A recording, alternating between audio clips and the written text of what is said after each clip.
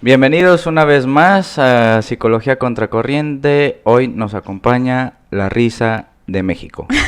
No mames. ¿Cómo estás, Caro? Muy bien, ¿y tú? Planeé esa entrada, la planeé. ¿Cómo estás? No seas grosera. Muy bien, muy contenta de estar aquí. Qué bueno. ¿Qué sentiste cuando te dije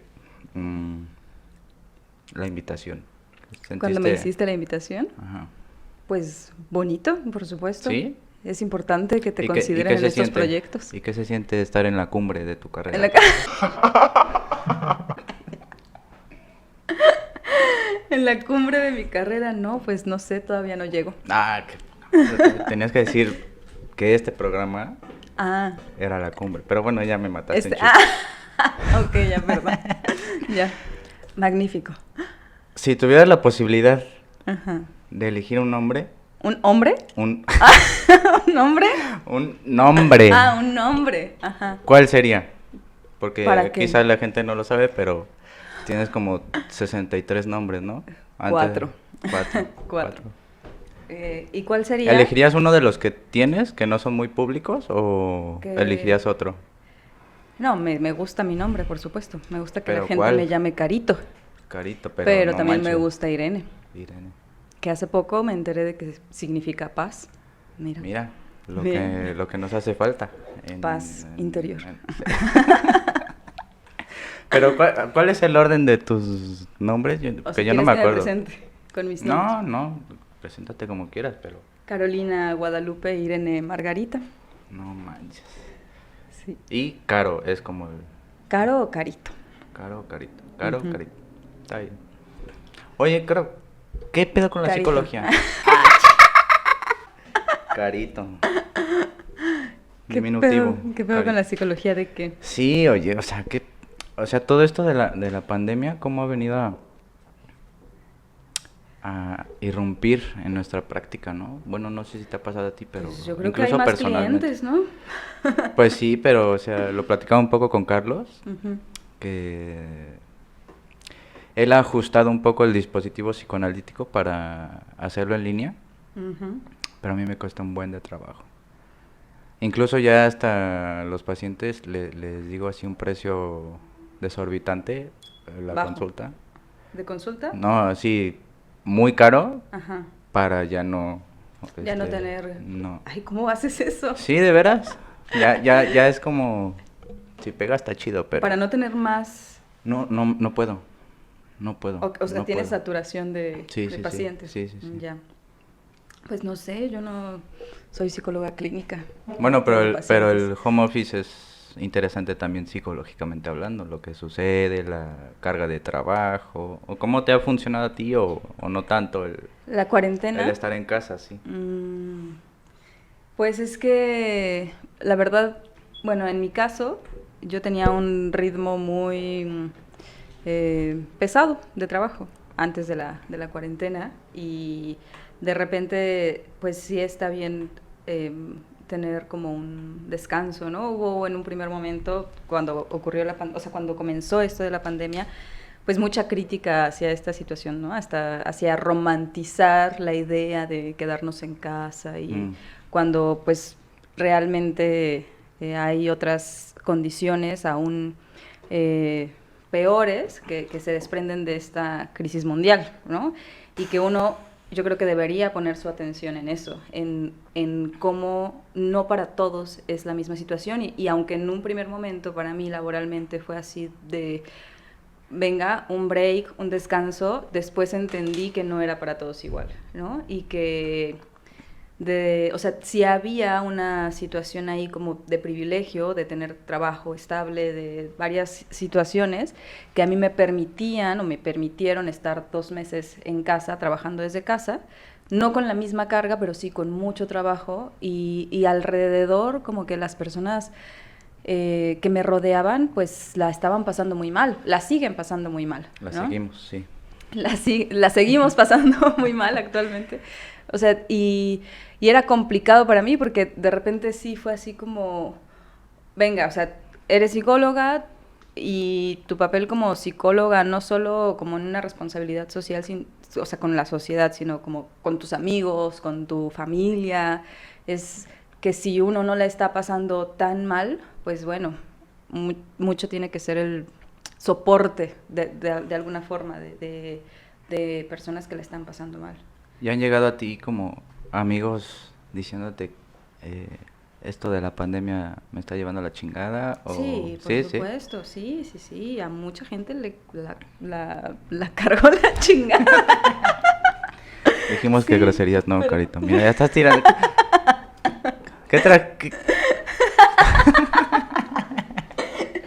¿Qué, qué trae el café que... Ay, Dios, que... mucho calor. ¿Tienes calor Está o bien. penita?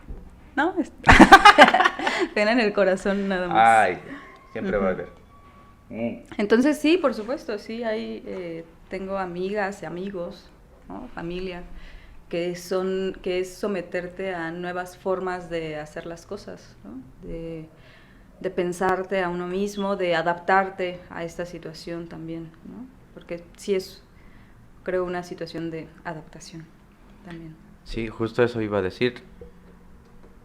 Dado los ritmos que vienen, ¿no? O lo que uno puede presagiar más o menos, es que los trabajos ya va a ser con estas características, ¿no? O sea, en pocos años o en pocas décadas ya va a ser totalmente virtual. La vida. Ajá. Ay, no. Tan ¿No ricos crees? que son los sopapachos. Pues no creo. ¿No crees? No, en lo absoluto. O sea, bueno, no creo. O sea, no creo que esto sea... Un o sea, ensayo. bueno, claro, sí. Hay versiones muy conspiratorias que dicen que esto es un ensayo para ver cómo se podrían organizar las sociedades de una diferente forma con la tecnología ahí. Por supuesto que sí, pero yo creo que todavía nos falta mucho para eso.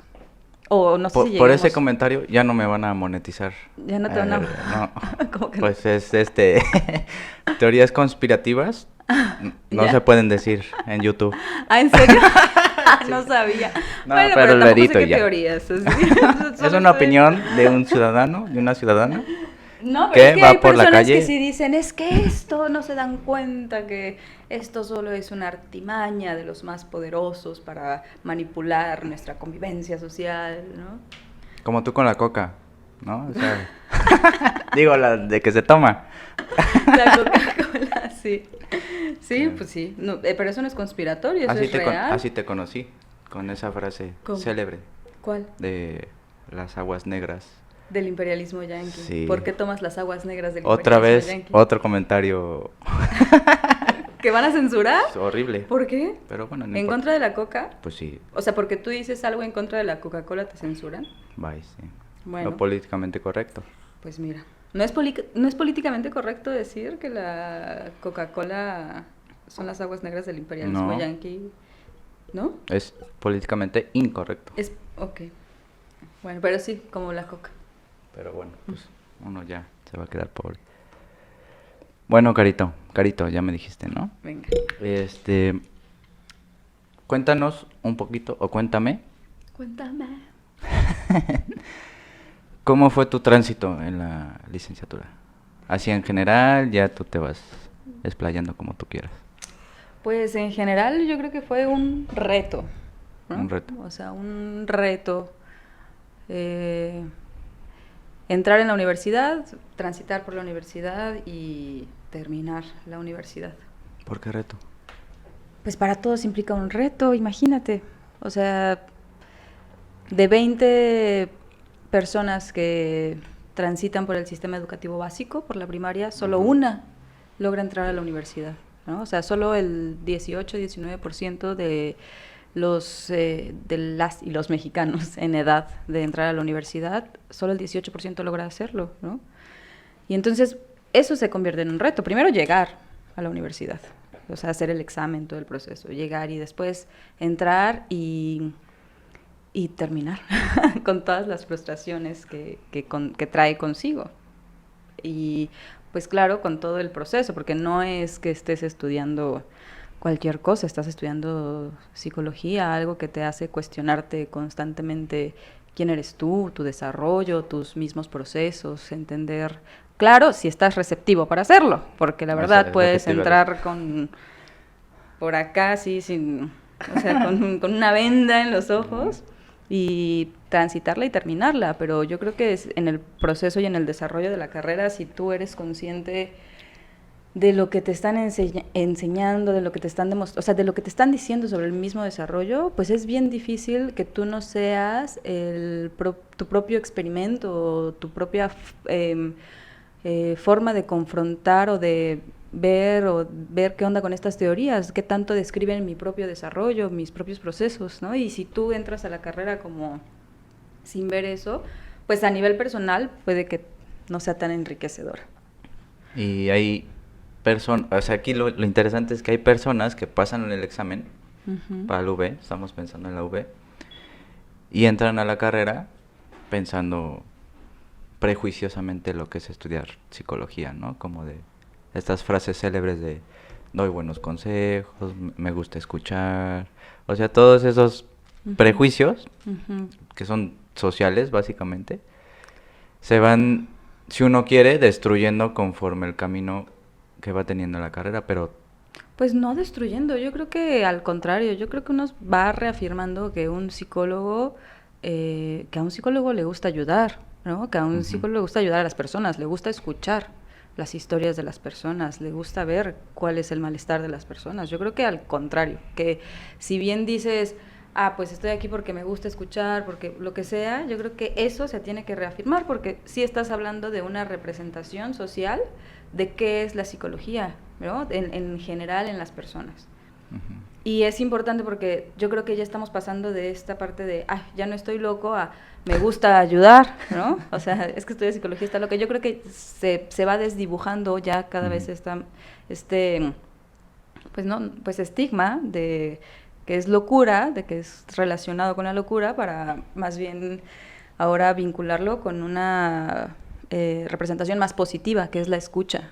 Y creo que el psicólogo o la persona que va a iniciar la carrera de psicología, si parte desde esa concepción de que le gusta escuchar, pues ojalá que aprenda a escuchar en la carrera, ¿no? Esa ya es otra cosa. Esa es otra cosa, claro.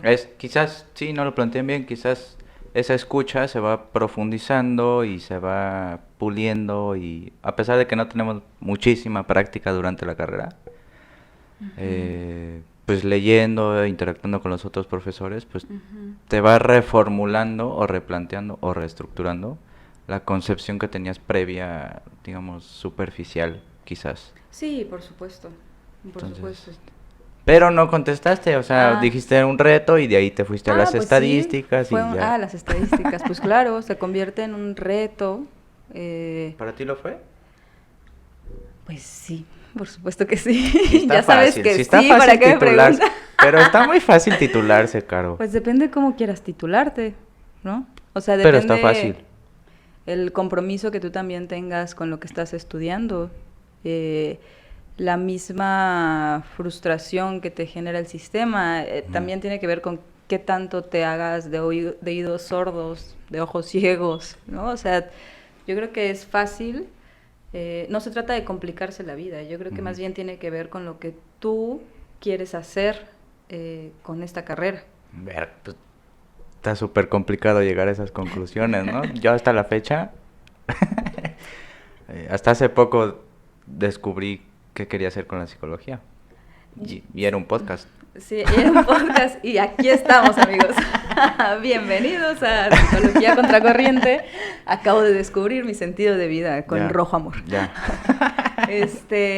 No, es que yo sí lo tenía muy claro. O sea, yo no entré a la carrera a los 18, entré a los 24, ¿no? Ya.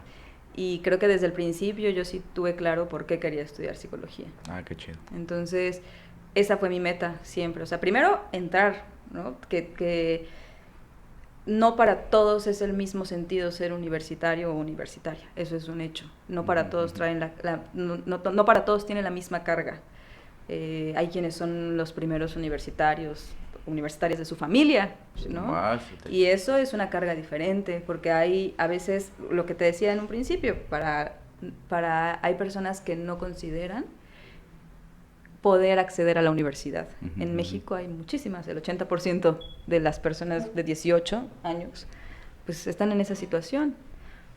Y últimamente me ha tocado trabajar con muchas personas que su nivel se ha quedado hasta la secundaria, porque la prepa actualmente sigue siendo un lujo, aunque se dice que ya hay cobertura en el 100%. Pues claro, con aulas de 55 estudiantes, claro que hay cobertura, ¿no? Pero entonces, por supuesto que implica un reto el ser universitario en este país. Y tiene que ver con no solo el ser universitario, ¿qué estás estudiando? ¿Cuál es el sentido de que tú estudies eso? Que eso es lo complicado. Yo creo que eso viene en un momento, bueno, en tu caso no fue así, pero a mí me pasó que entré a la carrera no sabiendo mucho de psicología y no sabiendo exactamente para qué iba a estudiar psicología, Uh-huh. y fui desarrollando sentido, ¿no? De para qué Uh-huh. estudiar psicología, que todavía no lo tengo muy claro, pero estoy en eso. Pero hay personas que su sentido es cumplir familiarmente un rol de Uh-huh. estudiar una carrera y ya, ¿no? Como tener el título ahí en la pared Título. y ya, y eso genera reconocimiento familiar. Uh-huh. Pero ya después, pues no ejercen, ya como dicen, pues perdí 4 años y medio, 5, Uh-huh. en nada, ¿no? Y pues ahí se van como desplazando por la vida, Uh-huh. no sabiendo su sentido de vida. Pues es que yo creo que eso también tiene que ver con una crítica muy fuerte que se hace al sistema de educación media superior, ¿no? O sea, es esta cuestión de la orientación vocacional, de cuestionar, de reflexionar el futuro incluso, ¿no? Que pensar que carrera no es destinos, hay otras cosas, que tu sentido tenga que ver con algo que sea enriquecedor para ti antes que otra cosa. Y si desde el principio los adolescentes se cuestionaran esto de por qué estoy decidiendo estudiar algo, pues obviamente cuestionas completamente a tu familia, a los medios, a los que te dicen que estudiar, al capitalismo, al mercado, ¿no? O sea, cuestionas eso. Pero pues no lo tenemos. No hay una atención específica para cada adolescente. Ojalá Es que si también fuera, está tendríamos muy menos difícil, profesionistas frustrados. y más trabajo nosotros, o sea, Y más trabajo, pues en general, ¿no? Yo creo que tendríamos incluso una concepción del trabajo diferente. por supuesto. Y el otro lado, o la paradoja, sería como esa psicologización de la vida lleva a problemas muy profundos, o sea, pensar que los problemas psicológicos están como individualizados y, ¿no? O sea, es como muy problemática tanto la teoría como la práctica, como la aplicación a la vida cotidiana sobre uno mismo. Entonces, son varias problemáticas que hay que ir resolviendo poco a poco. Claro, no es solo la esfera psicológica, Sí. ¿no? Hay otros elementos económicos ahí, o sea, otras sociales incluso, ¿no? No es solo ¿por qué los estudiantes no reflexionan, ¿no? sobre su futuro? Pues no, sé perfectamente que hay condiciones sociales que se tienen que cuestionar antes de psicologizar muchas cosas, ¿no? No apuntalar solo a que el estudiante no está reflexionando, sino ¿por qué no está reflexionando? Sí. Y lo peor, que hay alumnos que durante la carrera y posteriormente nunca reflexionan su práctica, nunca reflexionan su persona, su desarrollo, y pues van como van totalmente como fragilizados incluso para encontrar empleo. Eso es muy complicado. Ya nos pusimos muy darks. Sí, ya sé. Como de costumbre en nuestras pláticas. Como de costumbre. Hoy va a terminar llorando, por cierto. Prepárense para el llanto.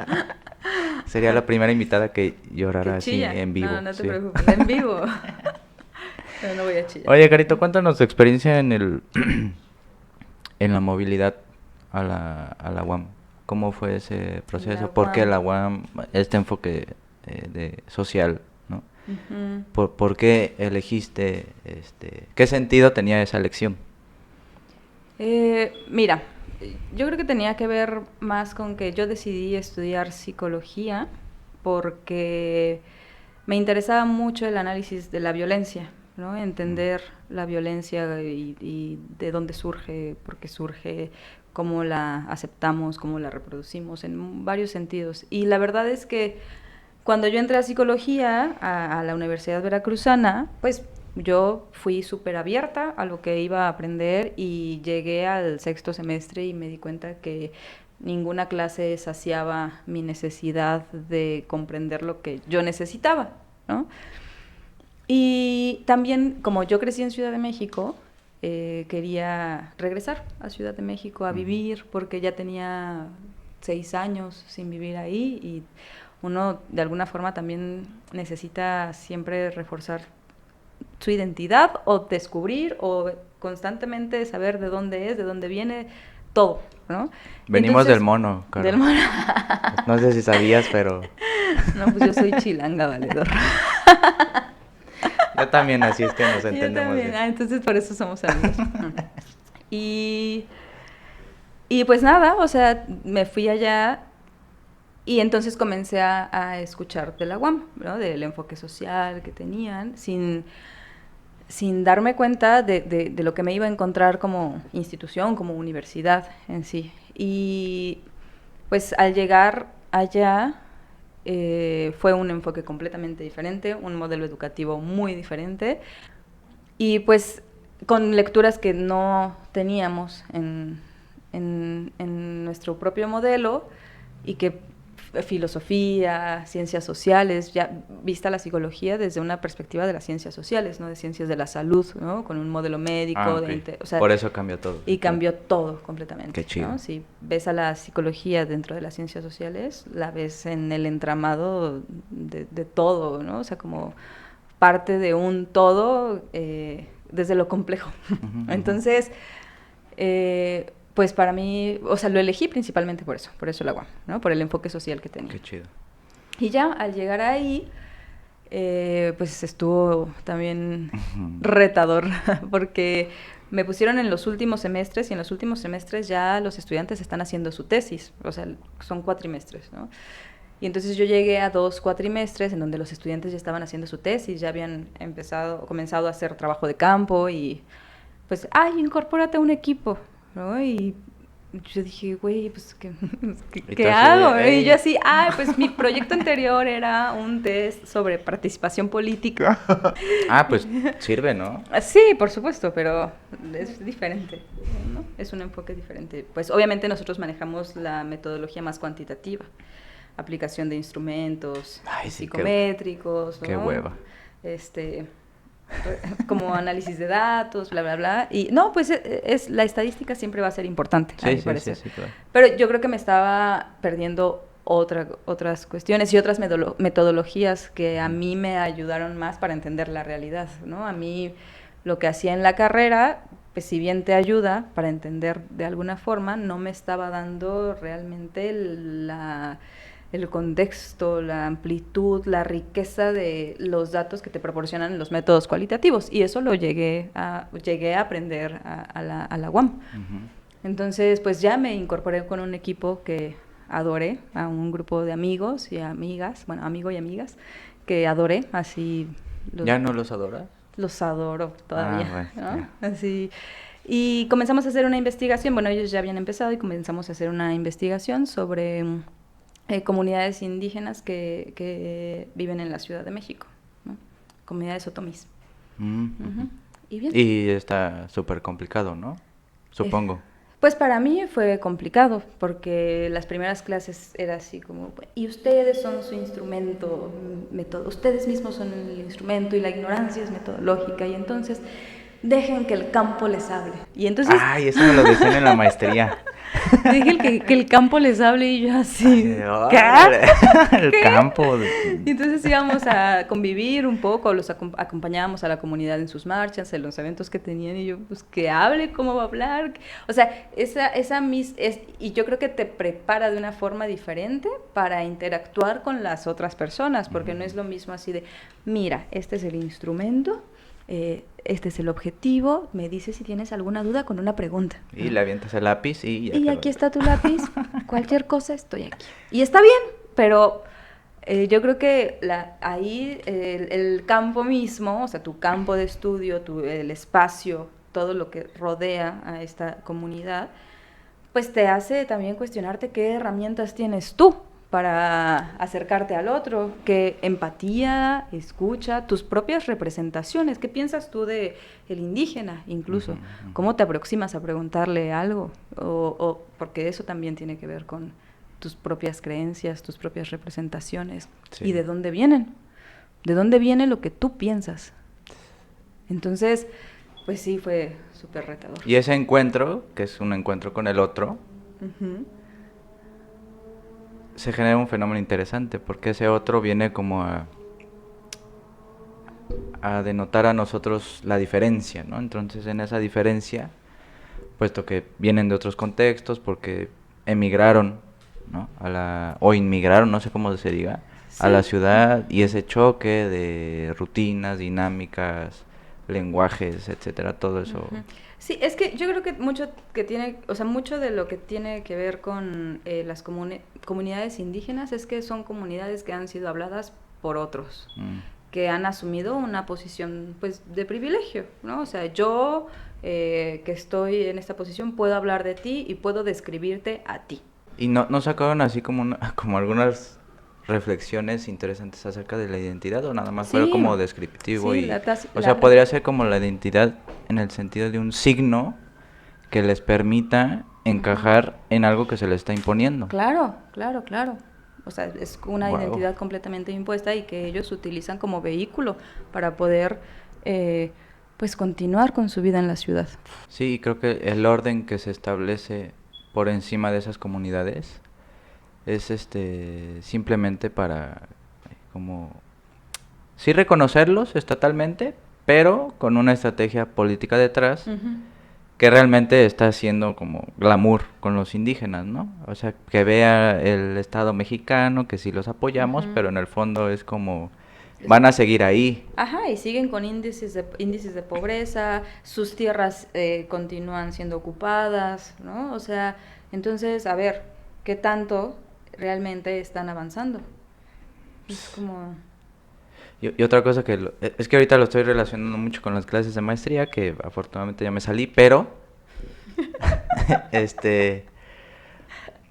había intelectuales indígenas que se iban como al glamour de la ciudad y ya no regresaban a sus comunidades. Entonces, creo que es una corriente que surgió del indigenismo, que era como esta parte intelectualizada, ya totalmente descontextualizada, y al mismo tiempo está refrendando como las comunidades indígenas, ¿no? O sea, cayendo en el sistema mismo de lo académico, del sistema entonces por todos lados tienen desventajas. Yo tenía una compañera, y ya con esto cierro este tema, en la maestría, que estaba estudiando, bueno, esa era su tesis, la técnica del parto, o sea, el parto asistido, ¿no?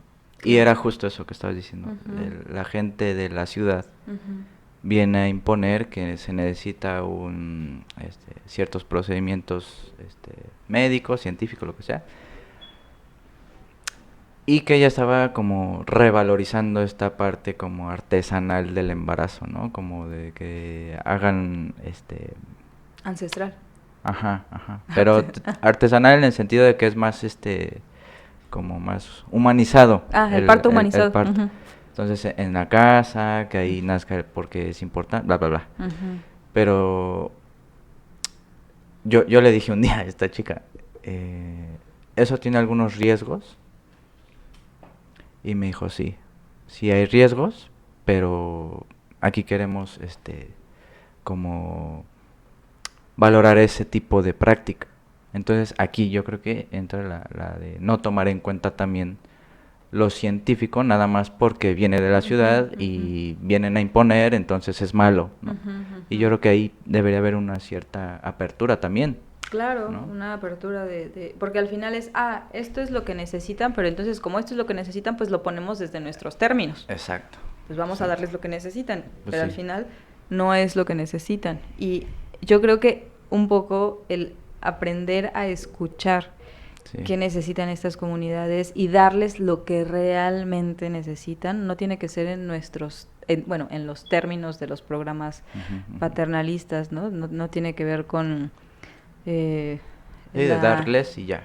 Ajá, sí, sino realmente oportunidades educativas, y no precisamente desde nuestra concepción de educación, ¿no? Porque ellos ya tienen una, que sí ha sido trastocada por los años. Al final llevamos muchos años siendo colonia, ¿no? Sí. Pero aún persiste, o sea, bueno, de que fuimos colonizados, pero persisten, y yo creo que ahí... Ya en una parte 2, espero que por supuesto. Carito, ¿podrías relatar un poco tu tesis? Mi tesis. Así de manera sucinta, como dicen los académicos. ¿En cuántos minutos? Porque pues los que quieras, o sea, tenemos toda la noche si quieres. Mi tesis, en términos generales, fue un trabajo en donde yo utilicé un concepto muy pues utilizado en la psicología para describir el agotamiento laboral, que es el burnout. Burnout. Yo utilicé este concepto como vehículo para establecer una crítica a la psicología. Madres. Ok, a ver, te escuchamos. ¿Alguna pregunta en concreto? No, así como quieras platicarlo. Bueno, en primer lugar, pues derivado de la experiencia de la investigación que hice en Ciudad de México de permitir que el campo me hablara, pues yo siempre he estado sumamente interesada en temas relacionados con derechos humanos, ¿no? Entonces, parte de mi trabajo era estar en una organización defensora de derechos humanos, que en algún momento mi principal como interés tenía que ver con analizar los procesos de revictimización que tienen las víctimas de violaciones a derechos humanos, ¿no? Al enfrentarse con las instituciones, o sea, cómo son revictimizadas por las instituciones. Pero después el campo me fue hablando, me dio señales, y dirigí mi mirada hacia las personas encargadas de atender a víctimas de violaciones a derechos humanos, o sea, a personas que dan ese acompañamiento a estas víctimas. Y cuando yo comencé a leer sobre el agotamiento que tienen personas que brindan atención o que dan un cierto tipo de atención, pues lo principal en la literatura es el burnout, ¿no? O el síndrome de desgaste por empatía. Pero bárbaro, o sea, la forma en la que tienen de describir el agotamiento que tiene una persona que atiende a víctimas, pues es burnout. Y entonces yo de alguna forma me dejé llevar y tuve un grupo de personas que atienden, ¿no? O sea, que estaban constantemente atendiendo a víctimas. Les apliqué el instrumento de una escala de Maslach, y pues obviamente salieron con niveles impresionantes de burnout. Y justo, eso fue súper interesante, porque justo cuando yo estaba haciendo mi tesis, comenzó a salir la noticia de que el burnout ya para el 2021 iba a ser categorizado como una enfermedad e iba a entrar en el manual de enfermedades, ¿no? En el catálogo de enfermedades. Clásico. Ajá, clásico, ¿no? Entonces yo dije, caray, entonces en el 2021 estas personas que tienen niveles elevados de agotamiento, pues van a ser unas enfermas. Entonces, pues dije, pues interesante, ¿no? O sea, obviamente lo cuestioné. Yo dije, porque a la par de que yo apliqué el instrumento, también hice una entrevista, una entrevista semiestructurada para indagar sobre situaciones más profundas relacionadas con el trabajo que desempeñaban estas personas, un trabajo de atención y de cuidado a víctimas. Y entonces, un poco de lo que me decían era justo el agotamiento viene de proteger, de atender esos derechos humanos, de garantizar esos derechos humanos. Y entonces a mí ya me estaba dando otro indicador, no me estaba solo diciendo que la persona estaba agotada, me estaba diciendo que algo tenía que ver con la tarea que les había sido encomendada. Y entonces ahí la lectura que yo hice de Néstor Brownstein fue muy atinada, porque justo él hace una crítica al aparato psicológico, porque a mí lo que me dio fue permitir cuestionar al aparato psicológico como un aparato que apuntala al sujeto como responsable de su malestar. Es Claro. decir, tú eres el que tiene el burnout, tú eres el que no está bien y tú eres el que no se está adaptando a esta situación. Entonces después yo me pregunté, bueno, pero a mí lo que el sujeto me está diciendo es que está muy cabrón dar respuesta cuando incrementan las violaciones a derechos humanos, y entonces me metí un poco a analizar la estructura social involucrada en el malestar del sujeto. Y eso tiene que ver con la crisis que atraviesa México en cuestión de violaciones a derechos humanos, ¿no? Sí, sí. Entonces ahí ya no es que la persona que atiende a estas víctimas esté agotado o tenga burnout o vaya a ser un enfermo en el 2021. Tiene que ver con hacer un análisis justo de la crisis que atraviesa el país y cuáles son las condiciones en las que estas personas están atendiendo a víctimas. Y, o sea, realmente a través de... Y también de un poco de mi implicación, porque el psicólogo al final va a ser el que va a determinar si esta persona está enferma o no lo está, si tiene burnout o no lo tiene.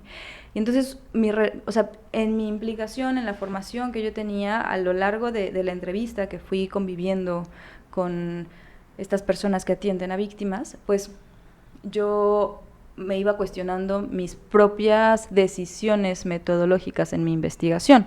Es decir, ¿a mí qué me va a dar o qué influencia va a tener que yo diga, pues la mayoría o el 90% de las personas a las que se les aplicó el test tiene burnout? Bueno, sí, y luego. Y entonces más bien lo que hice fue cuestionar alrededor. O sea, como decir, esta es la historia de derechos humanos en México, esta es la crisis que atraviesa actualmente y esta es la tarea que le es encomendada a estas personas. Entonces, ¿cómo pretendemos nosotros, o sea, nosotros como psicólogos, apuntalar a una persona como enferma sin cuestionar lo que le genera el contexto? Y en ese sentido es que, o sea, como creo que mi tesis es más una tesis de psicología social. Es decir, estoy analizando cuáles son las determinaciones sociales, estructurales que generan un malestar en el sujeto. Wow, está muy interesante. De eso fue mi ¿Y tesis. pretendes como ampliarla, esa tesis? ¿O ya dices, ya hice suficiente, ya sufrí demasiado? Ya sufrí demasiado. Creo que sí, por supuesto. O sea, es parte de mi responsabilidad no quitar el dedo del renglón sobre qué es lo que está generando el malestar en nuestra sociedad, ¿no? O sea, y eso no tiene que ver con una incapacidad de adaptación, no tiene que ver con que el sujeto no se pueda adaptar. ¿Cómo chingados te adaptas a esto? Sí, no ¿Cómo sé. le haces para adaptarte a esto? Sí, está muy difícil. Entonces, yo creo que tiene que ver más con cuestionar otras estructuras involucradas. Y a partir de ahí buscar como estrategias de Y cambio aparte, en algún por punto, supuesto, ¿no? Por supuesto. Madre, pues vendría a ser como la idea general de tu tesis de que la psicología o los fenómenos psicológicos son consecuencia o efecto de campos disciplinares más amplios, ¿no? O sea, como la psicología está como siendo efecto todo el tiempo del sujeto. ¿Cómo? O sea, el campo económico, el campo por político, supuesto, todo por esto supuesto. va influyendo de determinada manera para que el Se sujeto o configure. la persona se comporte y se configure de determinada manera y eso le genera problemas psicológicos. Sí, en parte. Bueno, por supuesto que yo tampoco estoy dejando de un lado, de lado la cuestión fisiológica, ¿no? O sea, por supuesto que hay determinantes biológicas, fisiológicas, ¿no? Que impactan, solo que depende mucho de la población que estás estudiando. Hay ciertas poblaciones, como yo, que estaba estudiando a personas que atienden víctimas, y es que, ¿sabes qué? Que también la crítica que hice sobre el burnout no solo aplicaba a personas que atendían víctimas o que daban atención, ¿no? Porque principalmente se ocupa este concepto para describir el agotamiento en otros sectores, como principalmente la salud, ¿no? Médicos, enfermeras, y entonces si tú ves, y eso tiene relación con la pandemia, o sea, si tú aplicaras un instrumento para identificar los niveles de agotamiento que tiene el sector salud en estos momentos o que ha tenido desde que comenzó la pandemia, dices, uff, por supuesto, y entonces, ¿qué hacemos? ¿Apuntalar al médico o apuntalar a la enfermera porque no están haciendo frente? A ver, y si analizamos más bien cómo está el sector salud, ¿cuáles son las necesidades que tienen los enfermeros y las médicas? Pues, por supuesto, que no tiene que ver con que ellos no se estén adaptando a una situación estresante. Sí, sí. Tiene que ver que... Es interesante la figura del estrés, ¿no? Que está tan de moda y que ya vivimos con el estrés de forma permanente. Pues sí, yo amo el estrés y el estrés me ama. Eso nos queda clarísimo. Pues sí. Bueno, Carito, ya para ir cerrando. ¿En serio? Si apenas llevamos como 20 minutos. No, ya llevamos 50 minutos, de hecho. Ok. Yo sé que aquí se pierde como la noción del tiempo, ¿no? Pero no. Ok. ¿Cómo te dividiste entre tus trabajos durante la carrera y el estudio? Porque si estamos hablando de estrés y todas estas cosas, del burnout y todas estas cosas, ¿te dio burnout o no? Desde los 16 tengo burnout. Desde los 16 vivo con burnout. Ya es estrés crónico, ¿no? Ya está controlado. Ya, Ya vive pastillas. conmigo, está aquí al lado. ¿No? Aprendí a aceptarlo en mi vida. Ya, pastillas. No. Otras cosas. ¿Cómo te generó problemas? ¿Te empezaste como a acostumbrar a ese ritmo de vida? Pues sí, por supuesto que genera conflicto, ¿no? A veces sientes que no puedes. Pero pues en mi caso estaba acostumbrada a un ritmo de trabajo. A un ritmo de trabajo y por supuesto que fue difícil pensar en la cantidad de cosas que tenía que hacer, porque también yo entré a la universidad con la firme convicción de ser la mejor estudiante, ¿no? O sea, no iba... Qué bonito. O sea, como hice 8 exámenes para lograr entrar a la universidad. No, eso no sabía. Aún tienen esperanza, chicos. Hice a la UDG en Guadalajara, a la UAM, a la UNAM, a la UB, y no me quedaba. Wow. Porque también ya llevaba tiempo sin estudiar, entonces hasta que me quedé en la UB. Y obviamente para mí sí estaba detrás esta carga, ¿no? De querer ser universitaria, de querer hacerlo, aunque tuviera 24 años. Y también antes, pues yo no vivía en Jalapa y mi vida antes era muy bonita. Hasta que llegaste a Jalapa y valió madre todo. No, pero la pasaba bien, digamos que la pasaba bien. Sí. Y entonces al llegar a Jalapa, pues es un contexto muy diferente, una ciudad universitaria, una dinámica muy diferente. Y adaptarse a eso, aparte, pues las condiciones laborales obviamente no son las mismas. Es una ciudad muy barata, pero a la vez tiene sus características en cuanto al ámbito laboral. Entonces, yo creo que a mí siempre me guió en todo momento para no perder como un poco la entereza, el saber que yo quería ser universitaria, que quería tener una carrera y que lo había logrado y que me costó trabajo, porque me costó trabajo. Entonces no me iba a venir con mamadas, así como pues, que te cueste un chingo de trabajo como para dejarlo la mitad, por muy difícil que resultara, pues no, obviamente no. Entonces... Me dio risa como dijiste la grosería, perdón. La grosería, perdón. Pues es que tiene que ver con la fuerza de voluntad. O sea, ¿qué sentido tiene que te esfuerces durante 2 años por ingresar a la universidad para después darte por vencida porque las condiciones laborales no son adecuadas? Pues más bien aprendí a cocinar barato y rico. Sí, eso sí. Aprendí a ver mis tiempos, aprendí a ser muy paciente con mis procesos, con mi frustración. No tolerancia a la frustración, pero sí entender mi frustración, porque fueron 5 años de estar frustrada, ¿no? Entonces, yo creo que tiene que ver mucho con la paciencia y con la meta. Y pues eso, cuando fue mi examen profesional...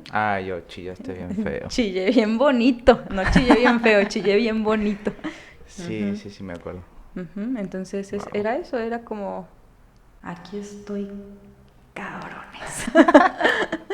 Aquí Wow, estoy. pero yo creo que también estudiar es como un proceso muy, muy personal, ¿no? O sea, a pesar de que estamos rodeados todo el tiempo de amigos, conocidos, maestros, y de Ujú, alguna manera van influyendo en nosotros, creo que ujú. la carrera universitaria es muy personal. O sea, depende de los libros que leas, depende los libros que te hagan leer, el profesor. Y el sentido, o sea, un poco era el sentido de lo que lees tiene relación con tu vida. Porque eso Es es a donde tú ahí. Sí, te sí, sí. anclas, ¿no? Decir, ay, cabrón, esto a mí me hace sentido por mi experiencia de vida. Esto Ujú, tiene relación, es lo que platicábamos al principio, ¿no? O sea, ¿qué tanto lo que lees lo aplicas en ti? ¿Qué ujú, tanto ujú. describe tu propio proceso? Tú eres tu principal sujeto de estudio cuando estás iniciando la carrera. Decir, a ver, estoy leyendo esto sobre el desarrollo. ¿Qué pasó? O sea, Ujú. ¿qué tanto me hace sentido a mí? Y ahí es cuando te vas apasionando un poco. ¿No? Sí. Sí, esa conexión de entre lo vivido y lo teórico o lo que uno va leyendo, Ujú. si conecta con algo, ya es muy buen motivo para seguir Sí, haciéndolo. No, para no es continuar. nuevo, estas ideas no son nuevas. No te sientes tan innovador. No, no, no, es lo que se llama aprendizaje significativo, Ajá, ¿no? claro, Y claro. en ese sentido, pues, lo que pasa es que aquí, creo, a ver qué me dices tú, la universidad como que impide ese proceso. O sea, es realmente tu eh, interés a partir del cual vas a conectar con eso. Porque los profes no te dicen, esto relaciónalo con tu vida de alguna manera, o si puedes y ves con qué conectas, con qué no conectas, con qué eres más afín y en ese sentido Ujú, despertar tu pasión. ujú. Eso no te lo dice nadie, como que lo tienes que ir descubriendo Pues hay personalmente. algunos que sí, o sea, yo sí creo que hay profesores que fueron lumbreras en mi camino. O sea, Lumbreras. creo que sí me hicieron, fueron una guía en mi proceso en la carrera, ¿no? Que me hicieron tambalearme en muchos sentidos. Y con sus recursos pedagógicos que tenían completamente influencia en mi vida personal. Porque no se puede, cualquier persona que decida estudiar psicología no tiene que descartar que va a estar atravesado muy íntimamente en algún momento. Ujú, ujú, Hay gente que no lo quiera reconocer, que no quiera darle entrada, ujú, ¿no? ujú. Pero hay otras personas que sí. O sea, sí, yo creo que la universidad eh, te puede dar uno, dos profesores, pues tú lo sabes, ¿no? Tú eres Ujú, profesor y sabes perfectamente a nivel universitario qué influencia tienes sobre tus ujú. estudiantes. Mínima. En algunos, Sí, en, claro. ¿no? O En sea, algunos. y, y, y, y podrás tener un aula de 60 estudiantes, 55, 40, pero habrá dos en los que lo que tú digas tenga sentido, Ujú, ujú. ¿no? Y tiene también un poco que ver con el compromiso. O sea, yo siento que sí tuve profesores, tanto en la Universidad Veracruzana como en la UAM Xochimilco, que determinaron y guiaron el camino de lo que yo soy. Y tal vez tuve en total 30 profesores, muy probablemente, de los cuales 6, pero esos 6, A full. ¿no? Por esos 6 estamos aquí, Ay, qué bonito. Haciendo nuestros esas propios 6, proyectos. haciendo pues estos proyectos, claro. Sí, o sea, debe de haber una disposición, creo, del estudiante y del profesor para que se dé esa conexión.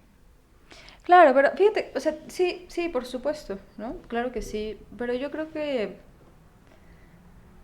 em, que ojalá el estudiante cuando ingresa a la universidad tuviera más responsabilidad sobre sus procesos. Ay, eso sería genial. Eso sería genial. Porque entonces ya también, digo, por supuesto entiendo que hay profesores y profesoras que llegan a los extremos de valemadrismo de su función. Ujú, ujú. También tendríamos que entender por qué Claro, esos claro. profesores están en esta situación, ¿no? O sea, por qué llegan a tal punto que no se ve o no transmiten la relevancia de su función, de que dices, para mí es importante transmitirte esto. Hay quienes no, y también es cuestionable por qué la misma institución universitaria los mantiene ahí, ¿no? se mantiene, o sea, o genera que los profesores estén así. No hay que solo apuntalar y responsabilizar a los profesores, que yo lo hice mucho tiempo, ¿no? Lo hice durante toda mi carrera. Constantemente lo cuestioné. Constantemente. No me arrepiento, pero por supuesto no hay que dejar de lado, la tesis me permitió darme cuenta que no hay que dejar de lado que las y los profesores están inmersos también en una institución que coopta sus propios intereses educativos y pedagógicos. Entonces, ahí ojalá cualquier persona que comience a estudiar la universidad tuviera este conocimiento, esta autonomía y responsabilidad sobre sus procesos, sobre lo que quiere, sobre su propio aprendizaje. Es difícil, pero yo creo que a eso también le podemos apuntar. Claro. Bueno, y es una de las razones o motivos por las que estoy haciendo esto, ¿no? Que alguien en algún momento de esas edades vea esta entrevista o todos los episodios que hemos tenido claro. y diga, ¿no? O sea, tocar a uno y ya. O sea, con sería todo el sentido de este proyecto, ¿no? Sí, completamente. No sé si tú me quisieras hacer una pregunta. Justo estábamos viendo el proceso de cuando iniciaste el podcast, ¿no? O sea, desde cómo iniciaste con todos los recursos y pues que ahorita justo ya hay más recursos. Y ¿cuál es un poco el sentido de realizar todo esto? Pues tiene varios, ¿no? Uno es como encontrar mi propia voz, ¿no? A partir de lo que yo intento transmitir y que para mí es relevante y que lo sepa Internet, ¿no? En algún punto.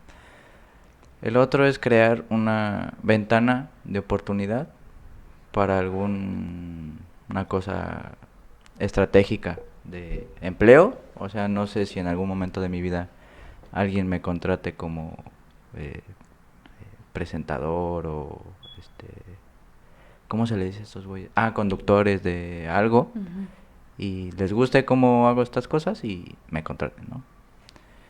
Y el otro y más importante es generar algún tipo de contenido adaptado a las generaciones nuevas mediante estos formatos y que les permita tener acceso a otro tipo de información, que no va a ser el libro, ¿no? Claro. Que ahorita las generaciones actuales, y las anteriores también, pero las actuales les cuesta mucho trabajo poner atención al momento de leer, y lo sé porque pues la docencia es un poco eso. Uno de mis alumnos justo el sábado me decía, es que eran muchas letritas, profe, y la verdad ni siquiera abrí el PDF, ¿no? Entonces quizás ese chico vea esto y diga, entonces no está tan fea la psicología, y ya le entre al libro o me consulte y yo le de textos o lo que sea, ¿no? Pero sí, este es como un pretexto para acercar un poco la información a esas generaciones, y ya si de rebote le toca a otro tipo de generación más a la X o a la Baby Boomer o a ellos. Sí, claro. Pues que mejor, ¿no? O sea, es como un intento de informar a la gente, pero va dirigido a los chavos. A los chavos. A la chaviza. A la chaviza.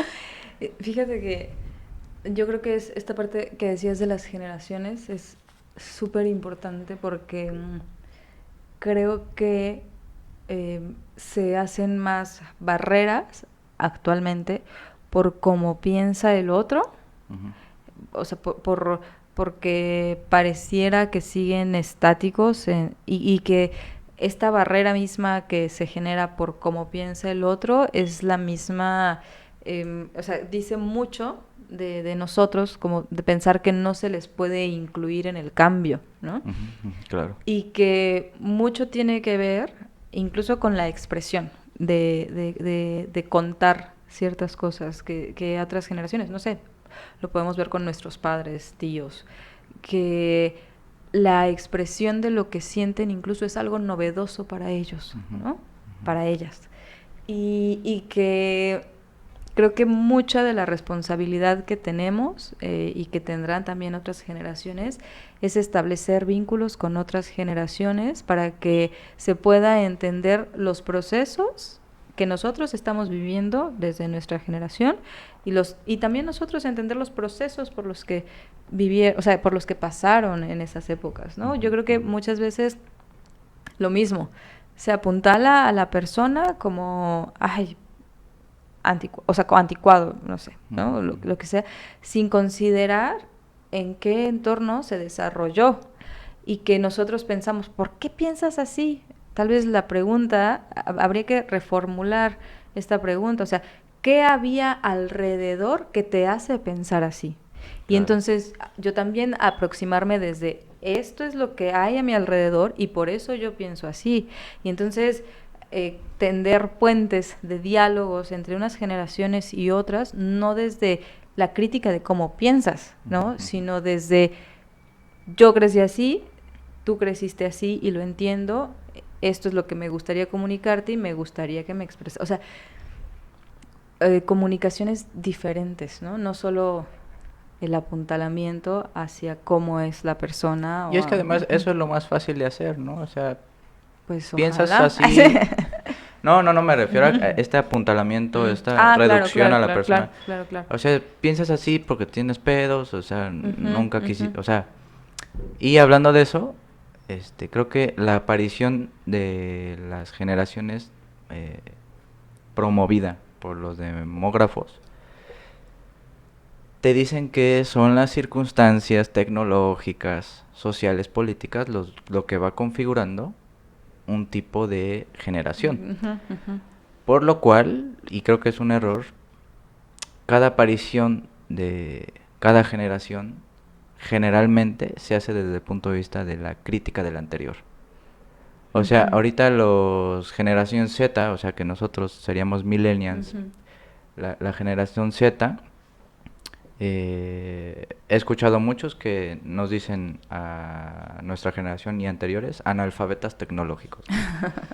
Y luego la generación X o Y o lo que quieras, dicen, pues es que tus relaciones con tus amistades son efímeras.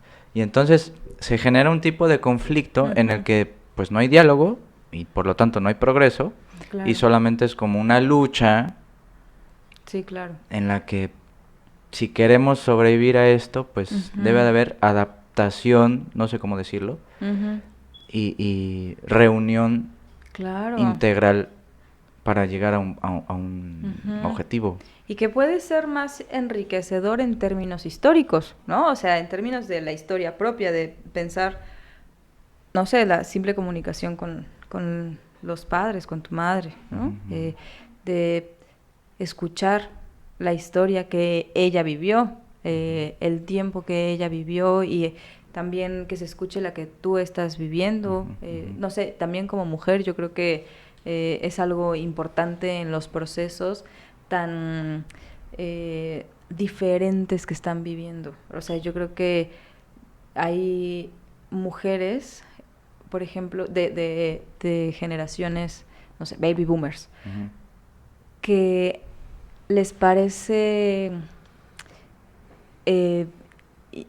como extraño la forma en la que nos podemos desarrollar mujeres en esta generación, ¿no? Y entonces, en lugar de decir, tú como mujer de 50 años no puedes hacer esto porque te quedaste en tu generación, no.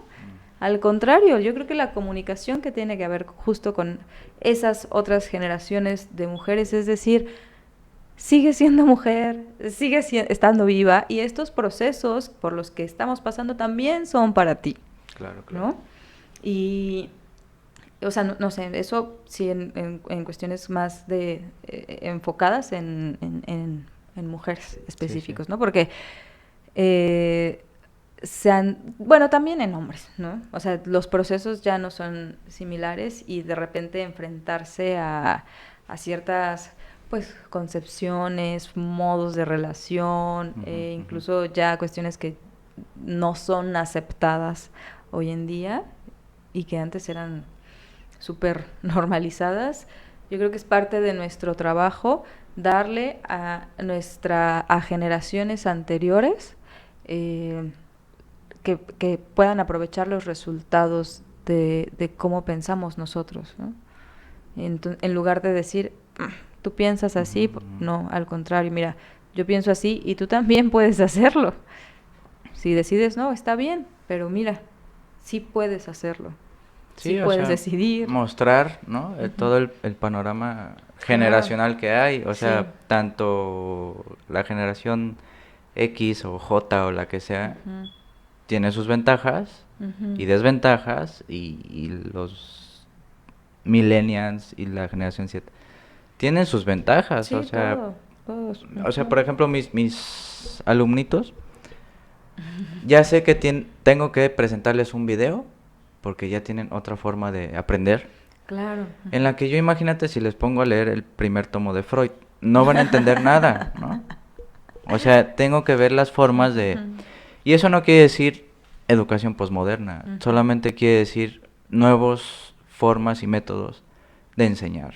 Y creo que, eso sí, los profes de generaciones anteriores no han como integrado a su repertorio pedagógico o didáctico ese tipo de prácticas, en Pero su mayoría. También yo creo que tiene que ver con la pues dialéctica que se establece con el estudiante y tal vez con la poca capacidad que tiene el estudiante para enunciar lo que necesita, enunciar lo que le hace falta, ¿no? El decir, encasillar al profesor en, es que el profesor es así, es aburrido, bla, pero a ver, entonces, ¿cómo te estás comunicando? Es una relación dialéctica, alumno-estudiante. Sí, sí. Entonces, es como ahí hay como una masa, un bloqueo que obstaculiza que se puedan enunciar las necesidades de las y los estudiantes. Y en este ejemplo y de los profesores, de sí, las profesoras. Pero este ejemplo que acabas de decir, de que el estudiante etiqueta al profesor o lo encajona, debería decir, a ver, este profe me da hueva, pero el contenido que me está diciendo es interesante. Entonces, yo veo las formas en cómo aprendo eso que me está enseñando él, entre comillas, y ya, si no te sirve ese profesor, pues lo eliminas, ¿no? O sea, en el sentido de que ya no va a influir en ti para poder en un futuro inspirarte en él o lo que sea, sino que ya tiene que ver con una disposición del estudiante que utilice sus recursos generacionales y de esa forma aprender. Pero ya estamos hablando, creo yo, de alumnos destacados que por lo menos... Yo creo que yo creo que uno debería partir con la idea de que no se va a encontrar estudiantes así. O sea, yo creo que uno también como profesor, como profesora debería partir de la idea de que se va a encontrar estudiantes con los que podrá comunicarse. Sí, justo. Porque si de cajón entras pensando que las nuevas generaciones no tienen esta capacidad... no, ya ni siquiera es el esfuerzo de adaptar. Tu cátedra. E incluso aunque te toque, porque sí te va a tocar, o sea, te van a tocar estudiantes así, pero yo creo que es sumamente irresponsable no escuchar las necesidades de tus estudiantes y viceversa, ¿no? O sea, encasillar, o sea, entrar con el prejuicio de que el profesor, la profesora es así. Sí. Entonces, tal cual, creo que cada generación de estudiantes tendría que tener la oportunidad de ser escuchados sin el prejuicio de las experiencias que te dejan estudiantes anteriores, ¿no? O sea, como tener esa apertura cada que se inicia un nuevo ciclo, pero... Ya estamos hablando de educación. También de educación. Mira, del estrés bajamos a educación y después relaciones tecnológicas con la educación. Mira qué chido. Ahora toca el amor. Ay, no, ese no, por favor. Mi apellido. ¿Por qué amor? A ver, ¿por qué? Pregúntale a mi mamá. ¿Por qué rojo? ¿Pero por qué rojo? Por mi papá. Ya se acabó. Te dije, está bueno el café. Bueno, Carito, te quiero dedicar una frase, ya para cerrar. Ok. Si sientes que todo perdió su sentido, siempre habrá un te quiero, siempre habrá un amigo. Ah, Gracias por venir, Carito. tu amigo Rojo Amor. Muchas gracias por invitarme. Bueno, Y por este proyecto que estás iniciando. muchas gracias. Mucho éxito también. Un placer, Carito. Bueno, hasta luego, Titanes. Nos vemos muy pronto. Se cuidan.